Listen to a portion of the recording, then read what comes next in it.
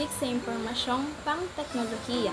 Magandang gabi. Ako po ay estudyante mula sa Bachelor ng Agham sa Teknolohiya ng Impormasyon. Ako po si Liana Del Rosario. Alam mo ba ang tamang paggamit ng AI o Artificial Intelligence sa iyong pag-aaral? Tara, tatalakayin ko sa panaliksik na ito ang tamang gawi sa paggamit ng Artificial Intelligence. Artificial Intelligence ay makakatulong sa atin sa pagbibigay ng ideya o pagpapaliwanag sa atin ng mga bagay na maaari nating itanong dito. Iyan ang mga halimbawa ng mga magagawa nito.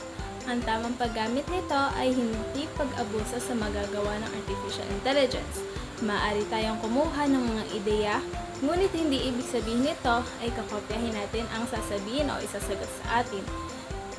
Kailangan natin maging responsableng estudyante na alam ang limitasyon sa bawat hingi ng tulong sa Artificial Intelligence. Yan lamang po at maraming salamat.